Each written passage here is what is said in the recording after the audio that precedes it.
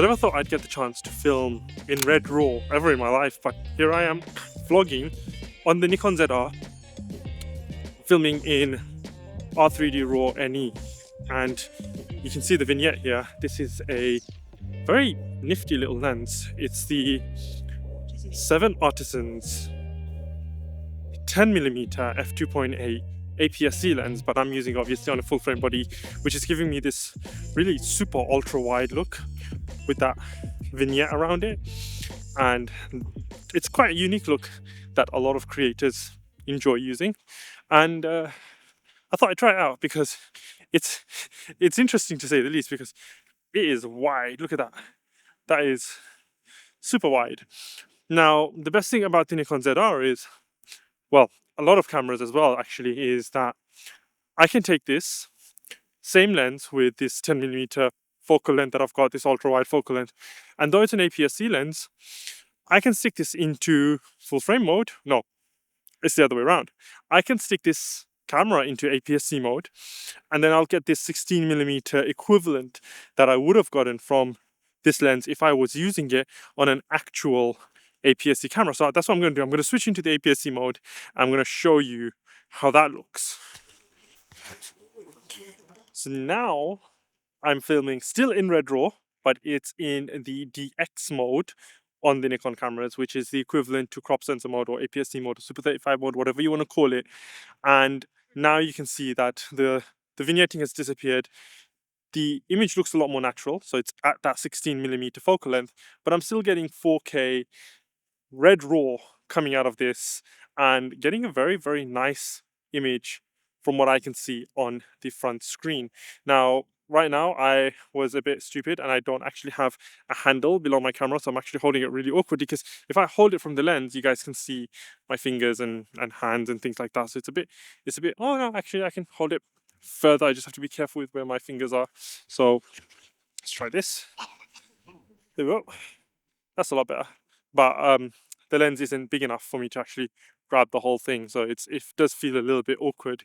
Now, I'm here just trying to test out this lens, see what kind of shots I can get with it. It's quite interesting how the lens looks, and just testing out really a couple of different shots just to see what interesting angles I can film with it. I've got St. Paul's Cathedral here, and obviously that's always looking nice and grand as it does. I might walk up that way towards Millennium Bridge and then see what kind of shots I see and can get from that angle. But then there's also a very interesting shot of an elevator, a very popular touristy spot of an elevator that comes up, and you can see St. Paul's Cathedral. So we're going to head over that way first because it's closer, and then come back down here to see if we can get some shots of Millennium Bridge, or from Millennium Bridge rather.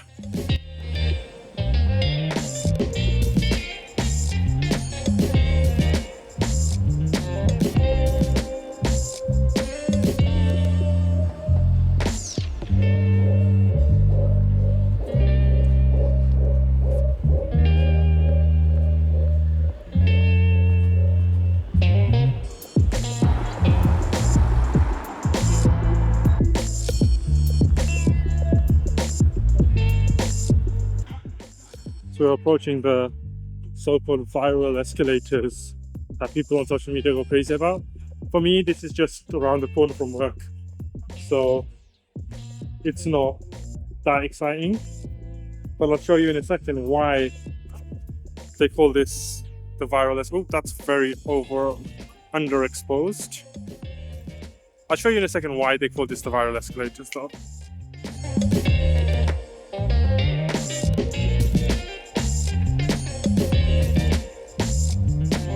That shot there was one of the ones that I wanted to get from this area because it is just a viral shot that people like. Obviously, with the ultra wide lens, the view of St. Paul's, which I've got gloriously behind me again, doesn't come up as nicely. Like if you had a slightly tighter lens to do that shot with, then you get a lot more compression, and then St. Paul's comes up a lot quicker. Whereas with this ultra wide lens, it was quite unique. I mean, I did have it with the vignette on, and it does look quite good. But I think if we had a tighter lens, that shot would have looked a lot nice. But now on to the next location, which is going to be Millennium Bridge. And we're going to just see if we can get the shot I want from there. But it is a bit of a walk, so I'm going to try and make my way there ASAP. I've got to go somewhere after this, so I want to try and get there as soon as possible. So I've got to walk fast and try and make my way, risk my life crossing the road. But I never thought I would be filming on Red Raw. I mean, it's not the format that I want to be filming content with the Nikon ZR.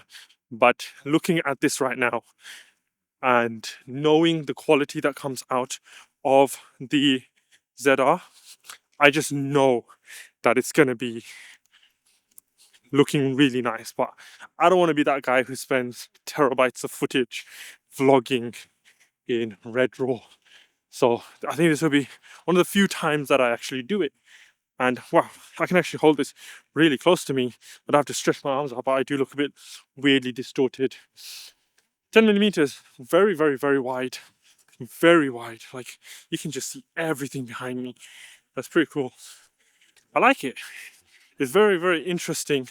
But what I would love is a 10 millimeter full frame. And I know Laowa does a 10 millimeter f2.8 full frame lens, which is again very interesting lens. You can get very close to your subject and still have full focus, and it is something that I am after, and I'm going to try and get my hands on when I can and see how that pits up. Because if I put this into the APS-C mode or the DX mode, I'm getting that 16 millimeters with a 15 millimeters focal length. This is 10 millimeters, isn't it? It is 10 millimeters. I was right. I keep confusing it with the 11 millimeter one that Sony has, but it's not. This is the 7Artisans 10 millimeter f2.8 lens for APS-C cameras, like I said before, but using it on full frame because why not?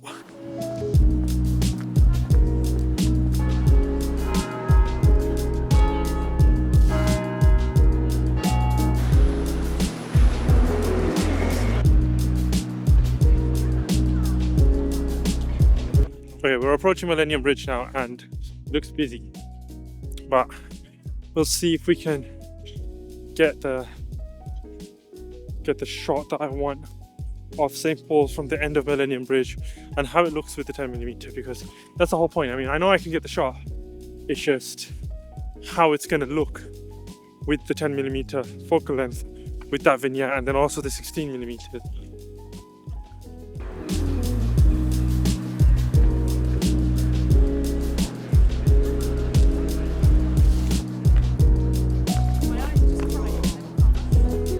So I'm at the foot of the bridge and I've got St. Paul's Cathedral there behind me, and it's already looking very far away when it's not really that far away. So I think it's going to look really weird coming from the other side of the bridge. So let's get to the side and we're going to see what we can do.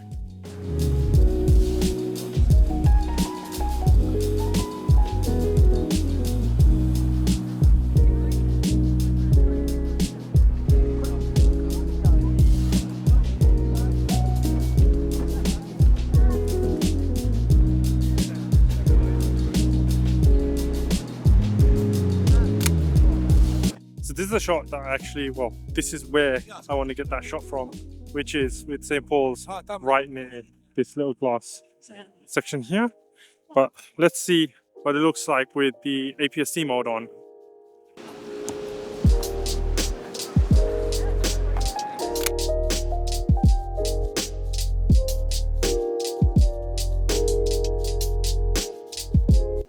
So that was essentially the shot, and it's overexposed again.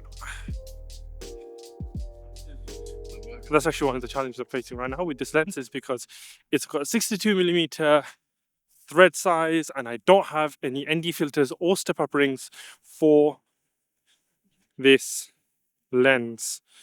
Yeah, so exposure control with the ZR with this lens is a bit difficult right now, especially since I wouldn't say it's bright outside, but it is outdoors. And if I'm pointing the camera up at the sky, then you get the idea. Glare and exposure are a thing, and I can't really control it very well without my VNDs, but I don't have anything that fits this lens, so I'm just gonna have to make do with upping the aperture, because I've got it set to shutter angle and I don't want to be changing that around just so that I can kind of fix my exposure. So the depth of field is going to have to suffer a little bit. I'm not going to be able to get bokeh, which I don't really need in this scenario. So it's okay to go above f2.8 in situations like this.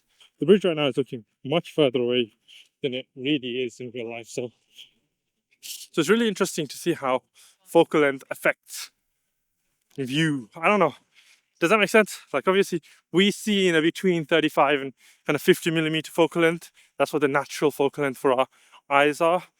So when you go wider than that or deeper than that, deeper, closer, I don't know, longer than that, I guess, then obviously it warps the way things actually look in camera, which is why using wide lenses like this is interesting, because you can get very cool perspective shots with it. But it's absolutely freezing right now. Even with my hat on, my hands are very, very cold, and I'm right near the riverbank, so it's even colder. So we're gonna end it here. I hope you guys enjoyed that. This was a nice quick review of this little combo that I've got here, the Nikon ZR with the 10mm f2.8 APS-C lens from 7Artisans. Very cool little combo, and I do want to get more interesting shots with this. Personally, I think this lens is fantastic for social media, especially if you're going to be filming things in vertical or making vlogs and stuff like that, because this kind of look is very unique. It gives you some cool perspectives and you can play around with it and just have a lot of fun. So for social media, definitely a very cool, interesting lens. Also for photography, if you really want to get those wide looks and wide photos of landscapes and other things like that, then the 10mm focal length or the 16mm focal length that you get out of it when you're in APS-C mode or DX mode for the Nikon is absolutely fantastic. So I'm gonna leave it here. If you guys enjoyed the video, then do hit that like button. If you guys have any questions about this lens or this combo or anything at all that you've seen in this video, then do let me know in the comments down below.